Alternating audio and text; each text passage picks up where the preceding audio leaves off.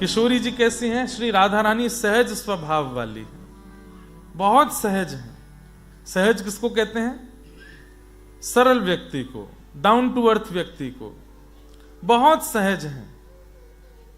क्या कहें, एक व्यक्ति, उसकी पत्नी पधार गई, मर गई, उसका नाम किशोरी था। वो जोर जोर से रो रहा था, अरे किशोरी तू कहां चली गई, अरे किशोरी तू मुंह को छोड़ के क्यों चली गई। तो किशोरी जी निकुंज में बैठी बैठी ललिता विशाखा से बोली, ये मुझको कौन रो रो के पुकार रहा है, मैं जाऊंगी। तो ललिता जी बोली, आपको नहीं पुकार रहा है, अपनी पत्नी को पुकार रहा है। तब किशोरी जी बोली, अरे ललिता एक बात बता, किशोरी कौन को नाम है? बोले है तो आपका ही नाम, लेकिन उसकी पत्नी मरी है, वो पत्नी को बुला रहा है। बोले पत्नी का नाम तो बाद में रखा गया, पर अनादिकाल से किशोरी नाम तो मेरा है ना।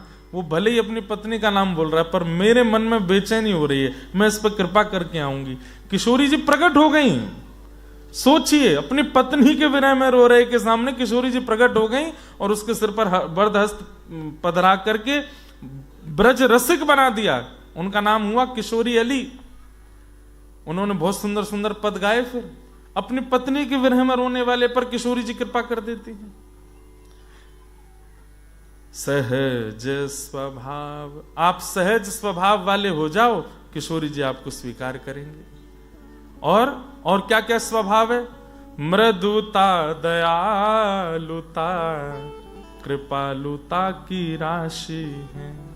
राशि मतलब जैसे हमारी राशि में राहु है, केतु है, आदि आदि, ना जाने कितने नक्षत्र आदि आदि सब घूमते रहते हैं, गुरु की दशा है। ये किशोरी जी की 3 ही राशि है, मृदुता, दयालुता और कृपालुता।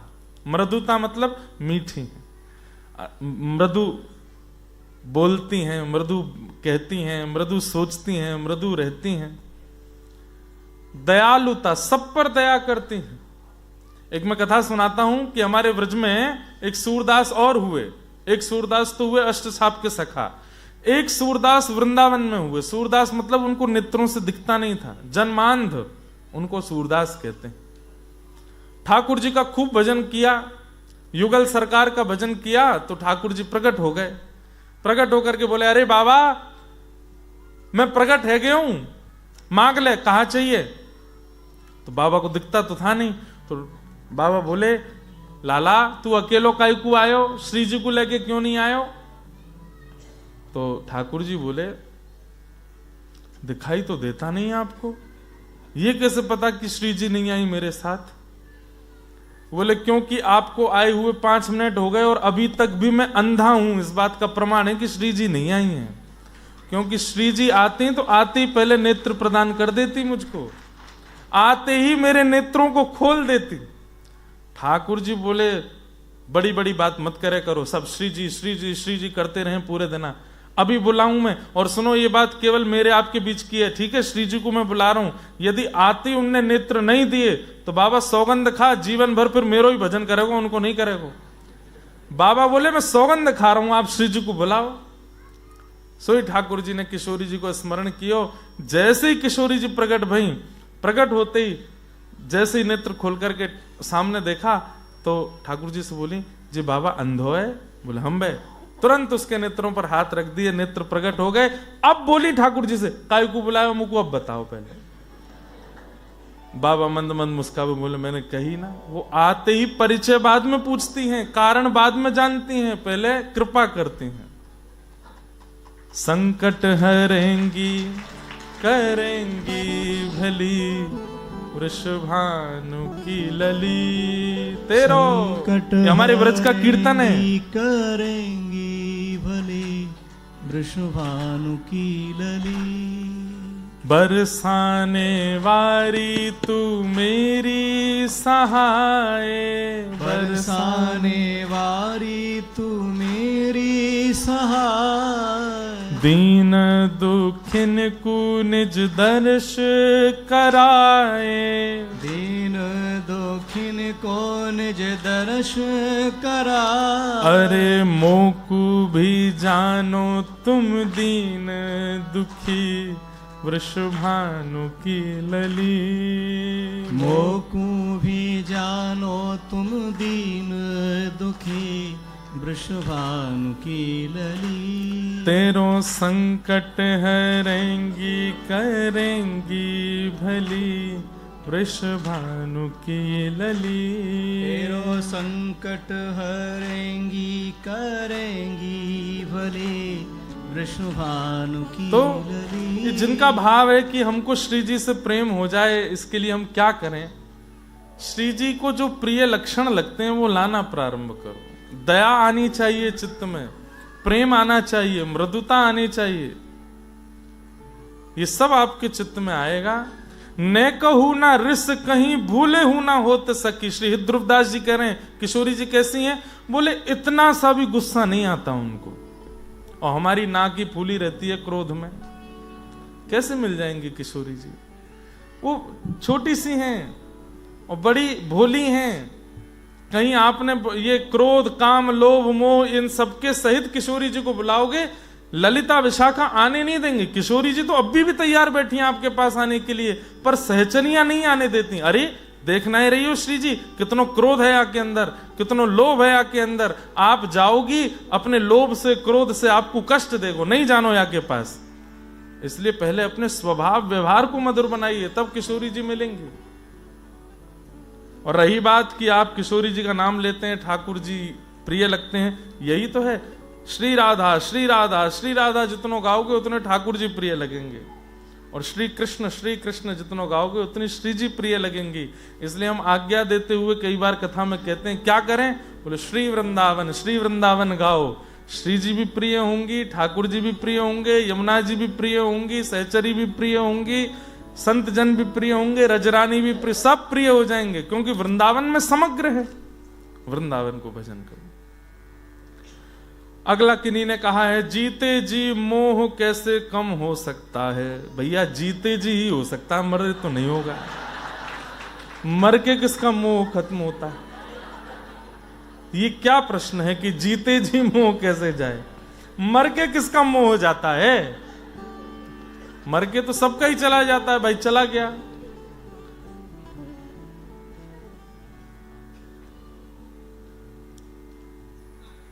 मैं कोई भी कथा में जाती हूं तो मुझे नींद आती है, सिर्फ कथा में ही ज्यादा नींद आती है। और फिर नीचे कुछ गुजराती में लिख दिया है इन्होंने, हूं कथा में नदी छू तो पता नहीं क्या है। अब किसको गुजराती पढ़नी आती? पढ़ो क्या लिखा है नीचे, जल्दी आओ। हूं कथा में जाऊं छू तो नींद आऊ, ऐसे करके कुछ लिखा है, देखो।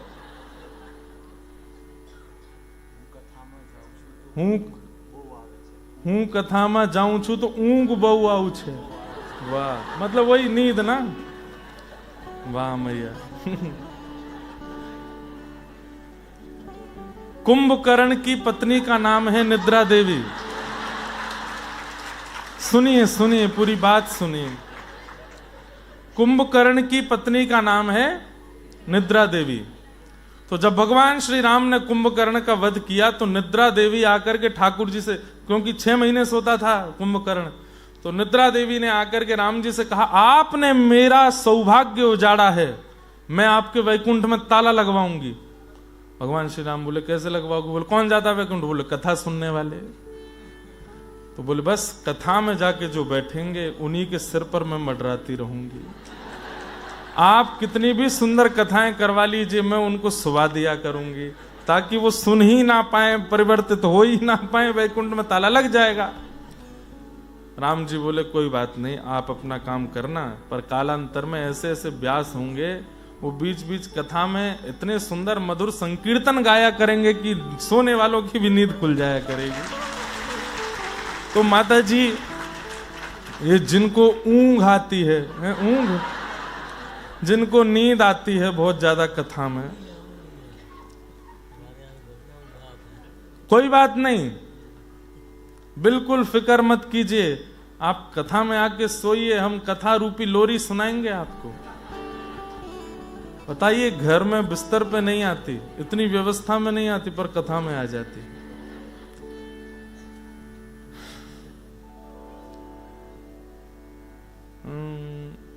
वैष्णव अपराध का निवारण करने का मार्ग बताइए। एक ही है, एक वैष्णव का अपराध यदि आपने किया है तो 100 वैष्णवों से क्षमा मांगो।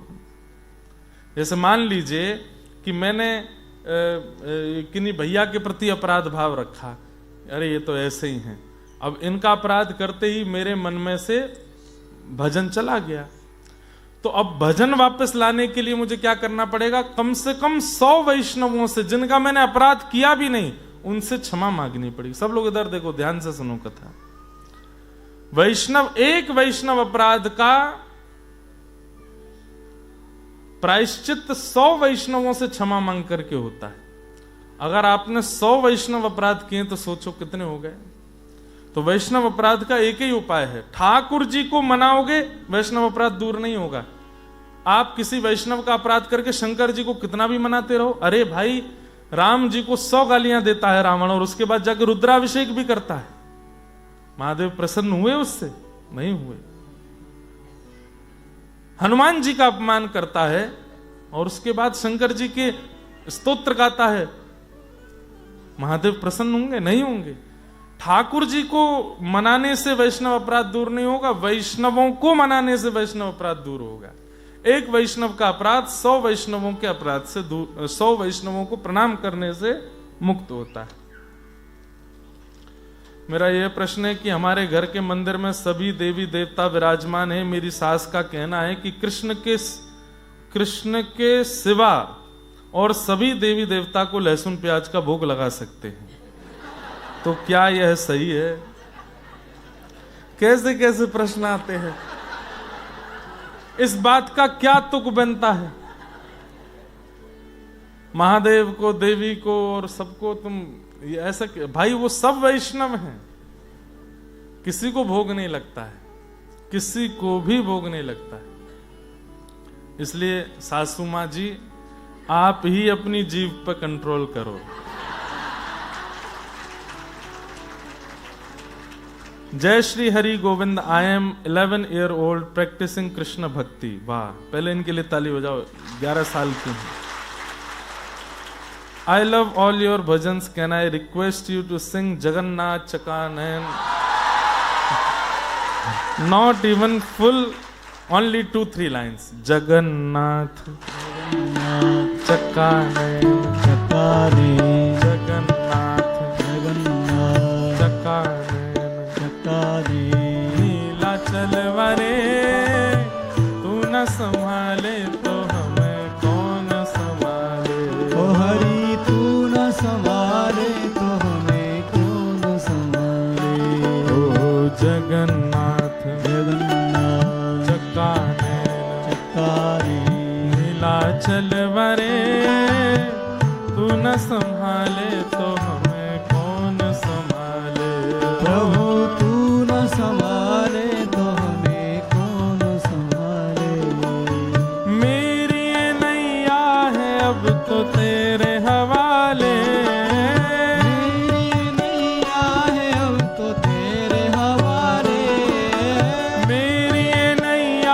सिर्फ तेरे हवाले। मेरी नैया है सिर्फ तेरे हवाले। ओ हमें तू न संभाले तो हमें कौन संभाले? हो तू न संभाले तो प्रभु कौन संभाले? हाँ, तू न संभाले तो हमें कौन संभाले? हमें तू न संभाले तो प्रभु जगन्नाथ चकानैन जगन्नाथ चकानैन नीलाचल वरे तू न संभाले तो हमें कौन संभाले? तू न संभाले तो हमें कौन संभाले? हे तुम्हें छोड़ जाऊं अब मैं किसके दुआरे? तुम्हें छोड़ जाऊं अब मैं किसके दुआरे? तुम्हें छोड़ जाऊं अब मैं किसके दुआरे? तुम्हें छोड़ जाऊं अब मैं किसके दुआरे? ओ हमें तू न संभाले तो हमें कौन संभाले? हो तू न संभाले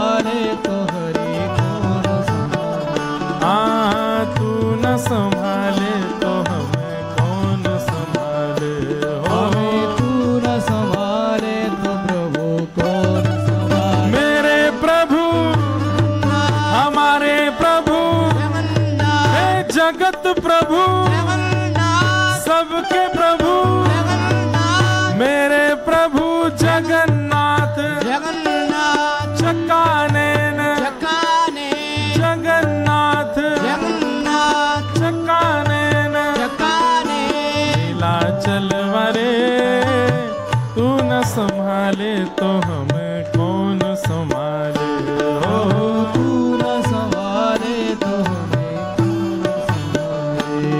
हे बलभद्र सुभद्रा संग आप विराजे बलभद्र सुभद्रा संग आप विराजे बलभद्र सुभद्रा संग आप विराजे बलभद्र सुभद्रा संग आप विराजे हे जगन्नाथ स्वामी मेरे नैनों के तारे हो जगन्नाथ स्वामी मेरे नैनों के तारे जगन्नाथ स्वामी मेरे नैनों के तारे हो जगन्नाथ स्वामी मेरे नैनों के तारे तो हमें तू न संभाले तो हमें कौन संभाले हो हमें तू न संभाले तो प्रभु कौन संभाले। तू न संभाले तो हमें कौन संभाले हरि हो तू न संभाले तो हमें कौन सब गाओ मेरे प्रभु जो लोग खड़े हैं उनको तो बहुत बहुत बधाई क्योंकि महाप्रभु जी बहुत जल्दी बुलाएंगे आपको जगन्नाथपुरी और जो लोग बैठे हैं वो बैठे ही रहो खड़े मत हो लेकिन बैठे बैठे गाइए और ऐसे जगन्नाथ चकानैन गाओ भाव से मेरे प्रभु जगन्नाथ हमारे प्रभु जगन्नाथ जगत प्रभु जगन्नाथ सबके प्रभु जगन्नाथ हमारे प्रभु जगन्नाथ तुम्हारे प्रभु हम सबके प्रभु हमारे प्रभु ओ प्यारे प्रभु मेरे प्रभु जगन्नाथ चकानैन जगन्नाथ चकानैन नीलाचल वरे तू न संभाले तो हमें कौन संभाले हो ओ तू न संभाले तो हमें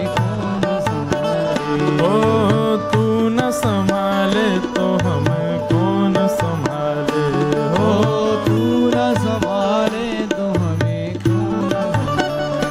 हे तुम्हें छोड़ जाऊं अब मैं किसके दुआरे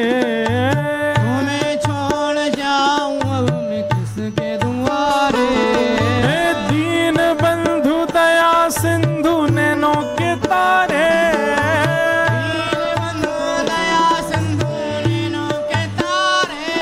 हो दीन बंधु दया सिंधु नैनों के तारे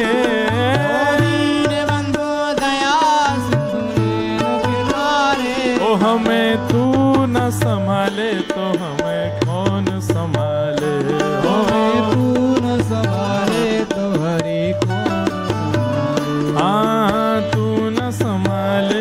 हमें कौन संभाले हो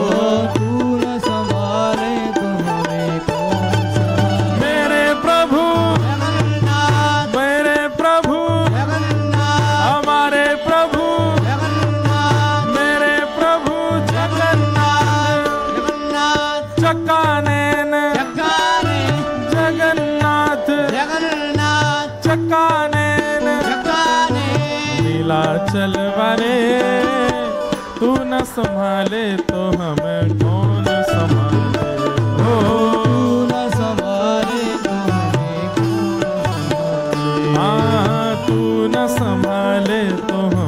कौन संभाले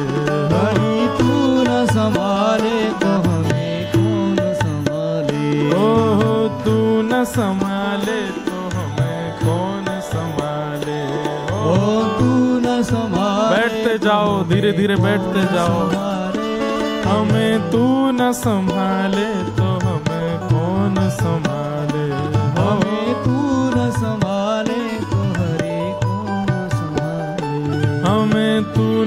संभाले तो हमें कौन संभाले। हमें तू ना संभाले तो हमें कौन संभाले। जगन्नाथ जगन्नाथ जगन्नाथ रक्ष माम, महाबाहु महाबाहु महाबाहु पाहि मां। श्री जगन्नाथ महाप्रभु की। हम लोग जो 2 श्लोकीय गीता जो कि गोकर्ण जी महाराज अपने पूज्य पिताजी आत्मदेव जी को सुना रहे हैं, उसे लेकर के यहां चर्चा कर रहे हैं, जिसमें हमने अभी तक 1 श्लोक 1.5 श्लोक की व्याख्या 2 दिनों में सुनी, जिसमें कुछ आज्ञाएं हुई। मैं पुनः दोहराते हुए उसको पूर्णता की ओर ले चलूं। देहे स्थिमां सरुधिरे भिमतिं त्यजत्वम्, जाया सुतादिषु सदा ममतां विमुञ्च,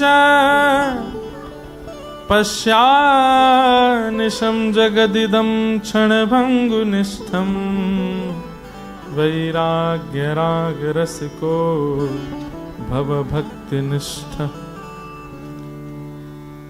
दुख देने वाले 2 साधन, अहमता और ममता, इन दोनों का त्याग करो। इन दोनों का त्याग करके संसार क्षणभंगुर है, ये अनुभूति होने लगेगी। उसके बाद क्या करो? वैराग्य राग रसिको भव भक्ति निष्ठ, वैराग्य की ओर चलो। वैराग्य का मतलब मैंने बताया था, घर छोड़ना वैराग्य नहीं होता। वैराग्य का मतलब सबके बीच में रहते हुए भी उनमें आसक्ति ना होना, उसको वैराग्य कहते हैं। राग रहित उसे वैराग्य। जैसे आपने मुझे माला पहना दी, अब मैं आपकी प्रशंसा पे प्रशंसा किए जा रहा हूं, ये तो बहुत अच्छे हैं, ये तो बहुत ही बढ़िया आदमी है। अब भले ही आप 100 गलत काम करते हैं, लेकिन फिर भी मैं यही राग है।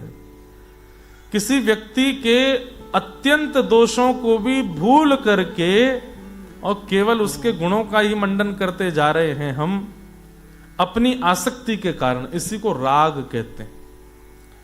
लेकिन चाहे आप मुझे माला पहनाएं, चाहे आप मुझे गाली दें, मेरे लिए आप सम हैं, यही वैराग्य है। आपकी माला पहनाने से, मेरी बहुत प्रशंसा करने से मैं प्रसन्न नहीं होता, और आपकी गाली देने से मैं विचलित नहीं होता। इसी को वैराग्य कहते हैं। समझ में आई बात?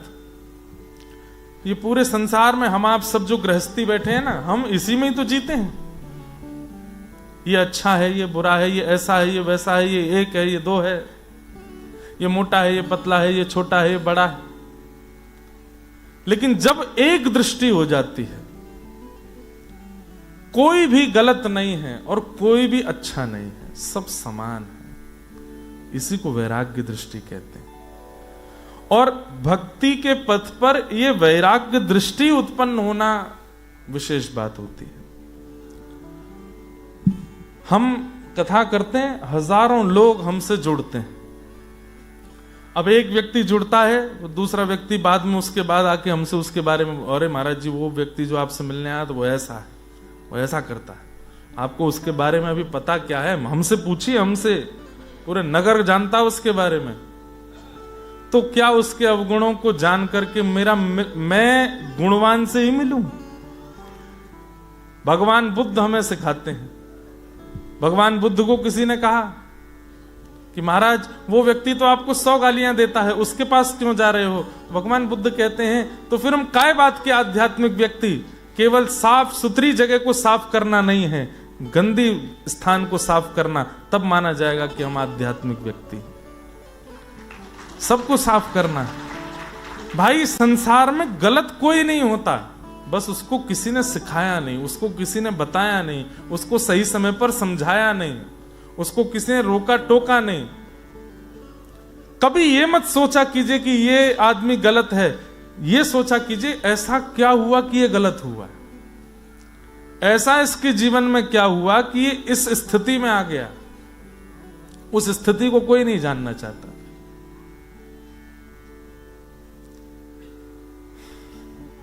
और ये वैरागी व्यक्ति ही करता है। ऐसा वैराग्य यदि हो तो पैंट शर्ट पहनने वाला भी वैरागी है, और ऐसा वैराग्य नहीं है तो भगवा पहनने वाले भी वैरागी नहीं है। भगवा पहनने वाले भी अगर ये सोच रहे हैं कि ये आते हैं हमको लाख दक्षिणा देते हैं, ये अच्छे हैं, और ये आते हैं ये हमको कुछ नहीं देते, ये अच्छे नहीं है, तो वो काय बात के बैरागी? बैरागी तो सबके लिए समान रहते हैं, सबके लिए एक रस रहते हैं। बादशाह अकबर वृंदावन गया और वृंदावन में विराजमान अनन्य निप्रति स्वामी श्री हरदास जी महाराज, जिन्होंने श्री वृंदावन बिहारी लाल को प्रकट किया। वृंदावन कितने लोग गए आप में से हाथ ऊपर करो, अब नीचे करो। कितने नहीं गए वो बताओ, आज तक नहीं गए? आप लोग आज तक नहीं गए? चलो हम एक बात कहते हैं,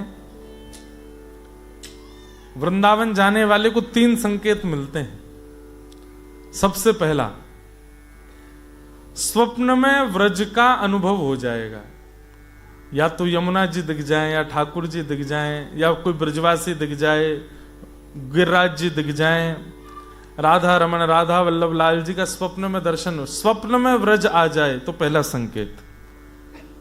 दूसरा संकेत, व्रज से कोई आपके लिए प्रसाद लेके आ जाए, बिहारी जी का, राधा रमन जी का, टटिया स्थान का, गिरिराज जी का, कोई प्रसाद आपके घर ले आवे।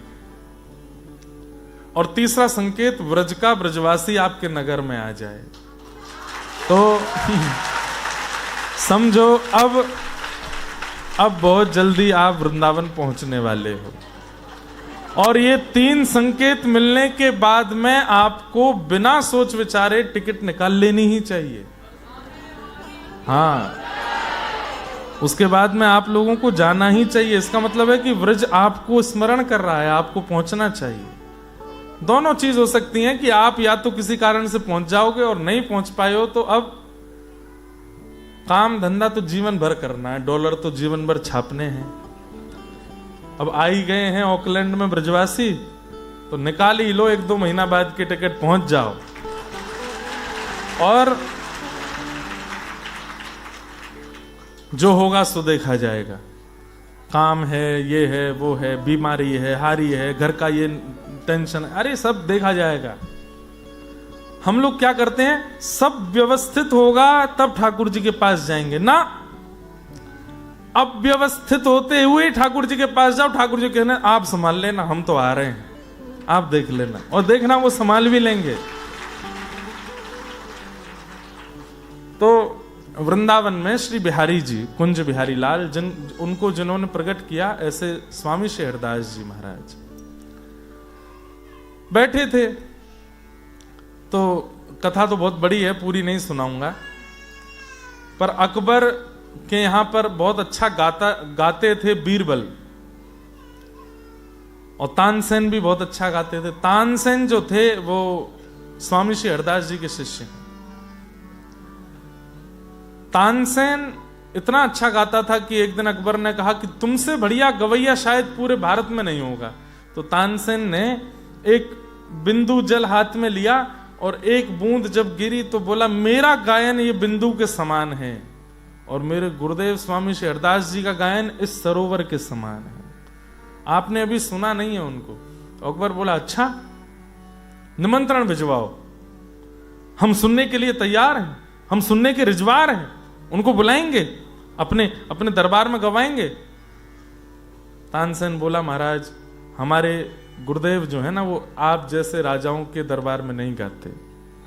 आप जैसे क्या किसी राजा के दरबार में नहीं गाते, वो तो महाराजा के दरबार में गाते हैं। ठाकुर जी को रिझाने के लिए गाते हैं और किसी के लिए उनका स्वर प्रकट नहीं होता। एक बात कहूं बंधुओं, मैं कहता भी हूं कथा में, कि अपने गुण का प्रयोग व्यक्ति मनोरंजन के लिए करता है, जनरंजन के लिए करता है। किसी को गाना आता है, किसी को गाना आता है तो वो सबको रिझाने के लिए गाने लगता है कि लोग वाहवाही करें, लोग मुझे सुनकर के प्रेज करें, लोग मुझे सुनकर के लाइक करें, मुझे फॉलो करें, मेरे फॉलोअर्स हो जाएं।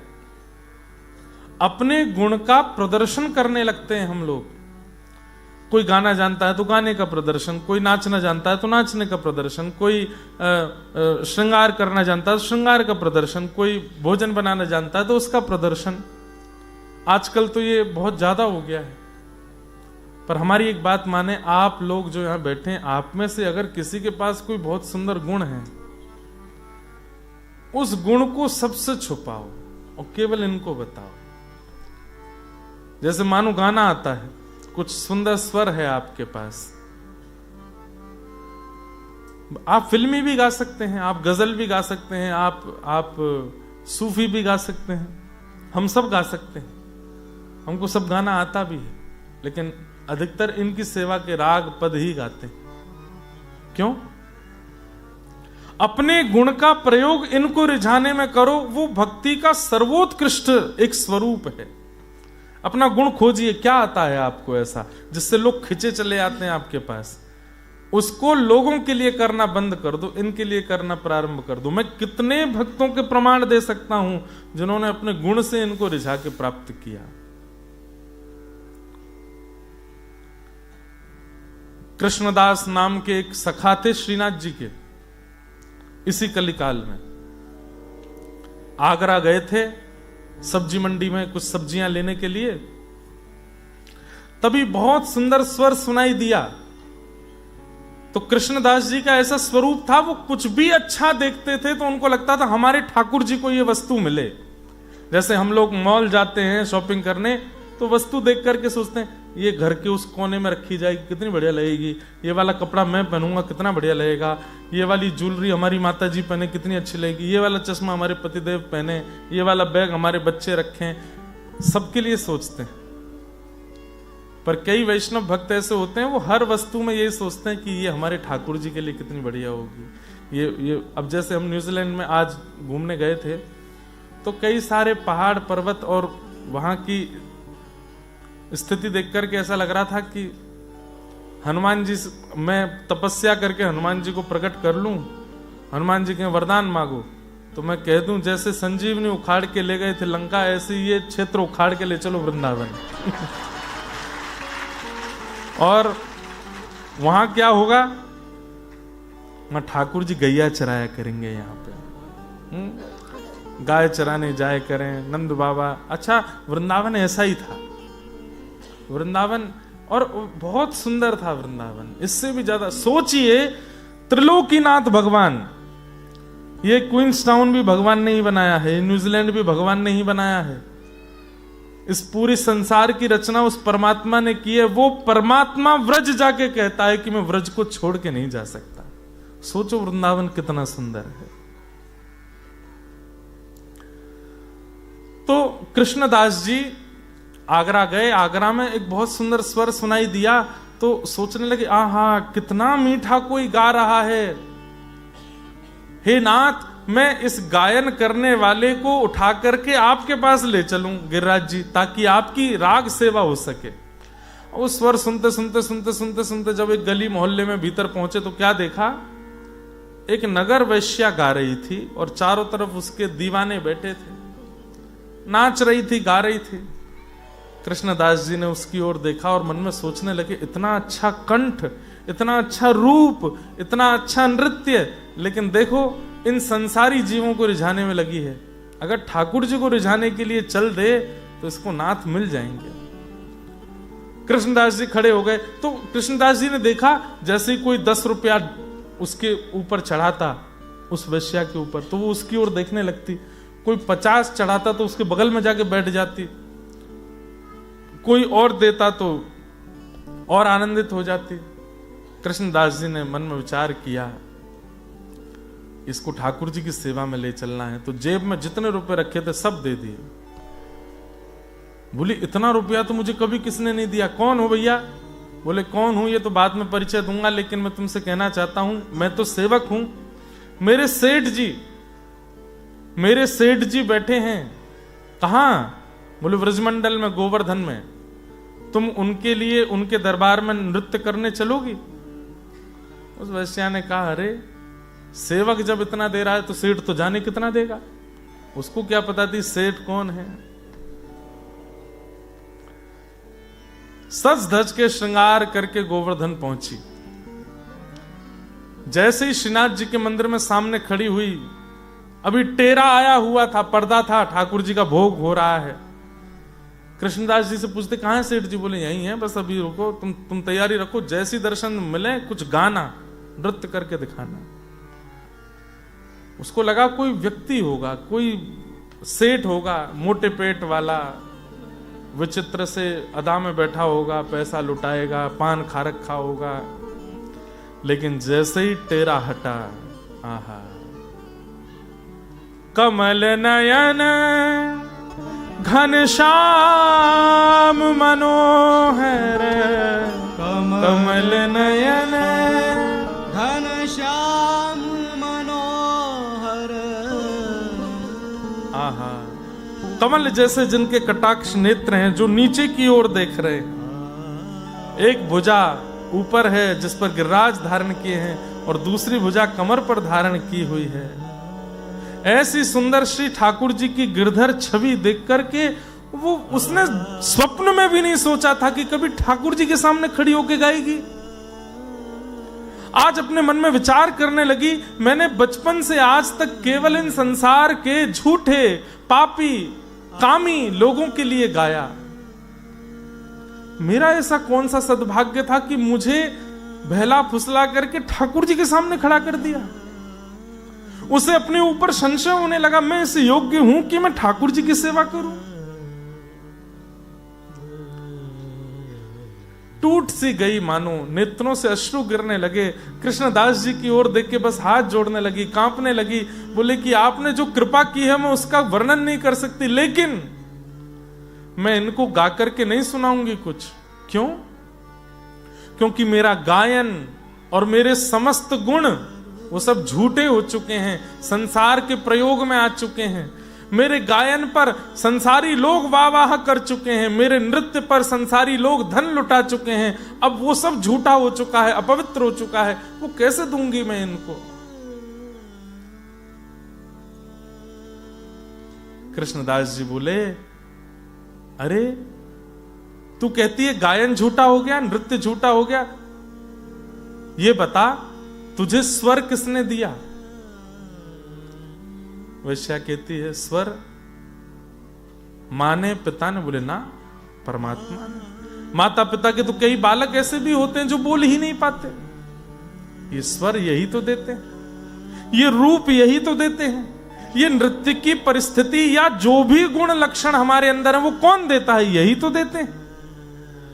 इनके द्वारा दी गई वस्तु का प्रयोग हम कहीं और कर रहे थे, वो झूठी कैसी हो सकती है? वो तो इन्हीं की है। अब चिंता मत कर, आज समय है, आज तक तो संसार के लिए रिझाया गाया, आज इनको रिझा। और तब वैश्या कहती है, मेरा कंठ अवरुद्ध है, मैं गा नहीं पाऊंगी, मेरे मन के भाव आप गा दीजिए। और तब कृष्णदास जी पद गाते हैं, बहुत सुंदर पद है बंधु, मुझे बहुत प्रिय है, मेरे साथ गाना। वो वैश्या ठाकुर जी के सन्मुख खड़े होके गा रही है, मेरो मन गिरधर छवि पे अटक्यो, मेरो मन गिरधर छवि पे अटक्यो, मेरो मन गिरधर छवि पे अटक्यो, मेरो मन गिरधर छवि पे अटक्यो। ओ ललित त्रिभंगी चाल पे चल के, ललित त्रिभंगी चाल पे चल के। बंधुओं, ललित त्रिभंगी किसको कहते हैं? ठाकुर जी के 3 अंग टेढ़े हैं। टेढ़े नहीं है, वो जानबूझ के टेढ़े करके रखते हैं। पहले दोनों चरण, दूसरा कमर और तीसरा मुखमंडल। इसलिए ठाकुर जी को त्रिभंगी कहते हैं। 3 प्रकार, 3 अंग जिनके भंग हैं। और उसमें ठाकुर जी चलते कैसे? एक चरण इधर, एक चरण इधर, टेढ़े मेढ़े चरण चलते हैं। ऐसी अदा ठाकुर जी की आहा ललित गति विलास बल गुहास प्रणय निरीक्षण कल्पितो रुमान कृत मनुकृतवत्य उन्मदांधा प्रकृति मगन के लयस्य गोपवध्व। भीष्म पितामह कहते हैं आपकी वो टेढ़ी मेढ़ी चाल कोई देख ले महाराज निहाल हो जाता है। ललित त्रिभंगी चाल पे चल के ललित त्रिभंगी चार पे चल के चिबुक चारू गड़ी ठट क्यों चिबुक चारू गड़ी ठट क्यों। मेरो मैंने गिरधर छवि पे अट क्यों। मेरो मन गिरधर छवि पे